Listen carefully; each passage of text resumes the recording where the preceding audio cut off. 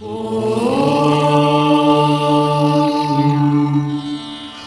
முகம் பார்க்காம பாறைகளையும் காடுகளையும் மலைகளையும் முள்ளுகளையும் செடிகளையும் மரம் செடிகளிலேயே கொடிகளிலேயே கண்ணுல பார்த்து ரசாயனங்கள் வேற ஒரு கிருமிகள் தன்னோட உடல்ல சோறாம பார்த்து உள்மலம் வெளிமலம் மும்மலத்தின் ஜாடுகளை அகற்றி குடலை தூய்மையாக்கி ரத்தத்தை தூய்மையாக்கி இப்படியெல்லாம் பயிற்சி செஞ்சுக்கிட்டு வரும்போது நமக்கு நம்மளையே தலையெழுத்து அம்சமும் விதிபலனும் வேற மாதிரி இருந்து விரகங்களும் வேற மாதிரி இருந்து நானும் ஆன்மீக விஷயத்துக்கு ஆசைப்பட்டு எதையாவது செஞ்சு முடிச்சிடுறேன் அப்படின்னு சொன்னா தான் பயிற்சியும் செய்ய முடியாது, தான் எதுவும் செய்ய முடியாது.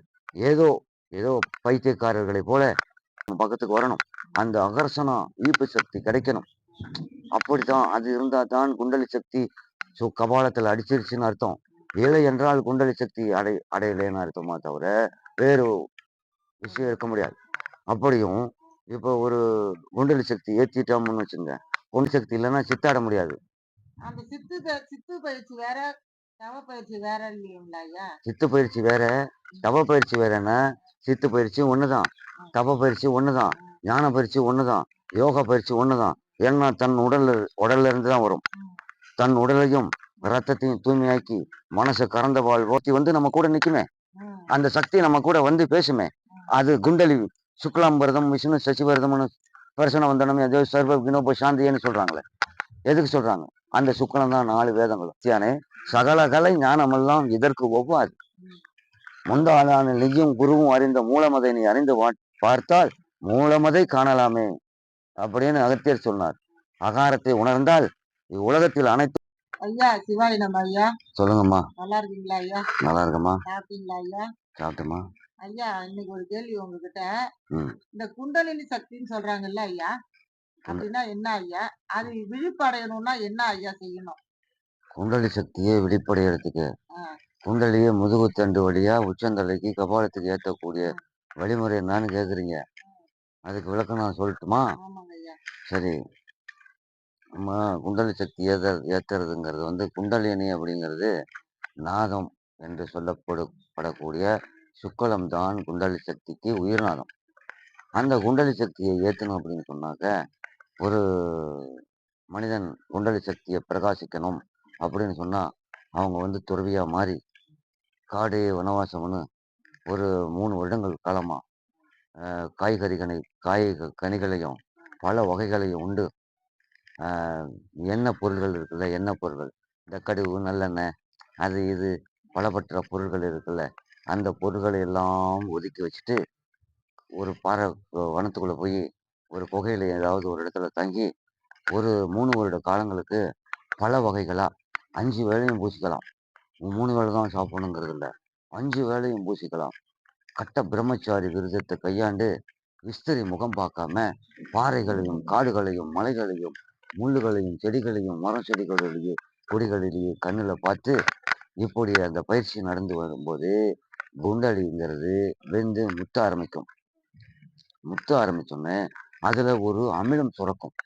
அந்த அமிலம் சுரக்கிற அளவுக்கு நம்ம உடம்புல பலத்தை சேர்க்கணும். அந்த பலத்தை சேர்த்தா தான் அந்த விந்துக்கு பலம் ஏறும்.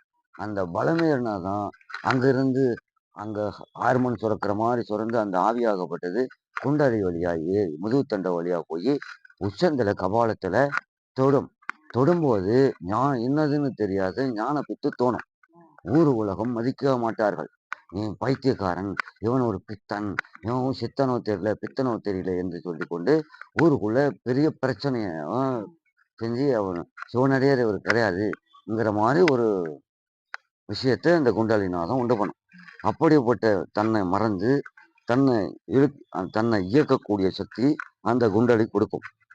அப்படி உள்ளவங்க தான் இந்த பக்கம் உயர்ந்துகிட்டு இருக்கிறவங்க, ஞானிகளும் யோகிகளும் அப்படி இப்படிலாம் சொல்றாங்கல்ல, அவங்க தான்.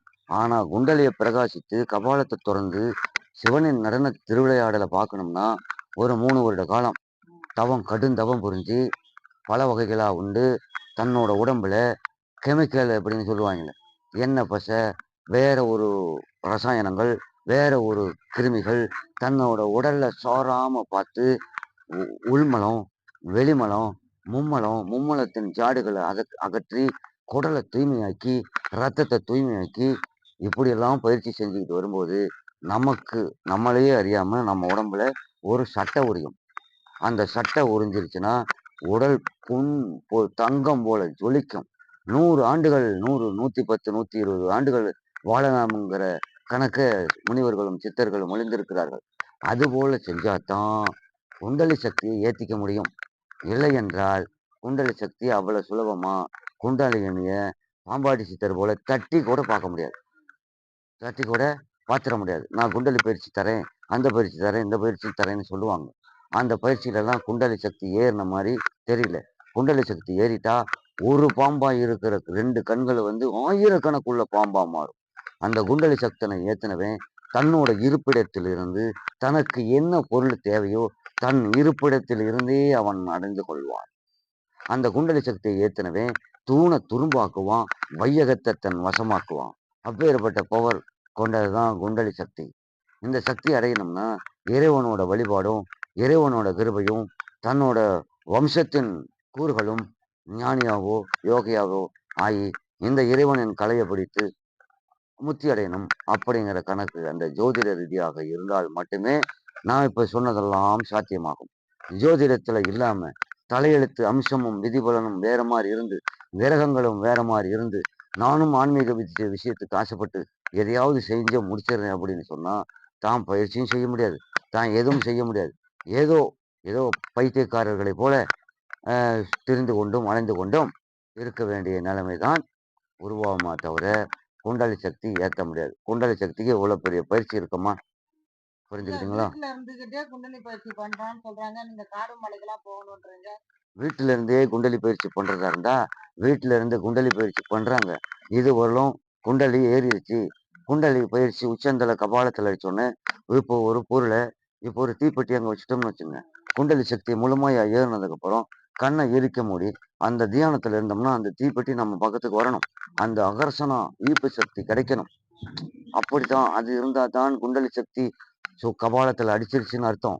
இல்லை என்றால் குண்டலி சக்தி அடையலைன்னு அர்த்தமா தவிர, வேறு விஷயம் இருக்க முடியாது. அப்படியும் இப்போ ஒரு குண்டலி சக்தி ஏத்திட்டோம்னு வச்சுங்க. குண்டலி பிரதிபலிக்குது. ஆ பிரதிபலிக்குது. கபாலத்துல சூடு ஏறிடுச்சு. சொல் பலிக்கும், கலை நீடிக்கும் அப்படின்னு வந்துட்டாலே, ஒரு மாங்கொட்டை இருக்குல்ல, அந்த மாங்கொட்டைய உடனே ஒரு 20 பேத்துக்கு மத்தியில அந்த மாங்கொட்டைய கீழ வச்சு கொஞ்சோண்டு மண்ண நோண்டி, அந்த அந்த விதைய வச்சு தண்ணி ஊத்தி மூடி, ஒரு துணிய போட்டு மூடிட்டு, அந்த பரமசிவனின் மனைவி ஈஸ்வரி நெனச்சு, அப்படியே 3 கை தண்ணி தெளிச்சா, உடனே செடிய முளைச்சு உள்ள 4 பழம் காய்ச்சிருக்கணும். அவங்க தான் குண்டலி சக்தி ஏத்துனவங்கன்னு அர்த்தம். அதுதான் குண்டலி அந்த சொல் பலிக்குதுன்னு அர்த்தம். அ அதுதான் குண்டலி சக்தி. குண்டலி சக்தி என்ன பின்னாடி என்ன போகும்? இப்ப இப்ப ஒரு பொருள் இருக்கா, அந்த பொருள அப்படின்னு கைய காட்டுனோனே அந்த பொருள் வேற ஒரு இடத்துக்கு மாறிறணும். அதுதான் குண்டலி சக்தி, அதான் மாயா சக்தி, அதான் சிவசக்தி, அதான் சக்தி, அதான் ஞானம், அதான் யோகம், அதான் முத்தி, அதான் சித்தம். ஐயா அமைதியா உட்கார்ந்துருக்கிறது தான் குண்டலி சக்தி எழுப்பி விட்டுட்டு 6 ஆதாரங்களை பார்த்து அமைதியா உட்கார்ந்துருக்கிறது தான் தவம்ன்றாங்க. தவம். இப்ப நீங்க இது போலலாம் சொன்னா சித்துல வரும் இல்லையா? குண்டலி சக்தி இல்லன்னா சித்தாட முடியாது. அந்த சித்து பயிற்சி வேற, தவ பயிற்சி வேற இல்லைங்களா ஐயா? சித்து பயிற்சி வேற, தவ பயிற்சி வேறன்னா, சித்து பயிற்சி ஒண்ணுதான். தவ பயிற்சி ஒண்ணுதான். ஞான பயிற்சி ஒண்ணுதான்.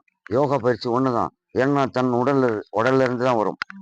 தன் உடலையும் ரத்தத்தையும் தூய்மையாக்கி, மனச கறந்த பால் போல ஆக்கி, நீதியின் பாதையில் நின்று, அந்த வழி செங்கோலான வழிகளை நடத்தி, அந்த பரஞ்சோதி நடன மண்டலத்தை காண வேண்டும் என்றால், இந்த உலகத்தில் உள்ள ஆசா பாசங்கள் அத்தனை துறந்தாக வேண்டும். போலி துறவிகளும் போலிகளான பேச்சும் உலகத்துல கோடி கோடியா கிடக்குது. அதனால யாரும் எப்பலன்னு அடைஞ்சதா இல்ல. இல்ல. சில காரியங்கள் உடனே உடனே நடக்கும். 10 10 பேத்துக்கு மத்தியில நம்ம குண்டலி சக்தி நமக்கு பிரதிபலிக்கும் போதே நம்மகிட்ட ஒரு கண்ணுக்கு தெரியாத ஒரு ஆத்மா சக்தி வந்து நம்ம கூட நிக்குமே. அந்த சக்தி நம்ம கூட வந்து பேசுமே. அது குண்டலி சுக்லாம்பரதம், விஷ்ணு சசிவரதம்னு பிரசன்ன வந்தனம் ஏதோ சர்வ வினோப சாந்தின்னு சொல்றாங்களே. எதுக்கு சொல்றாங்க?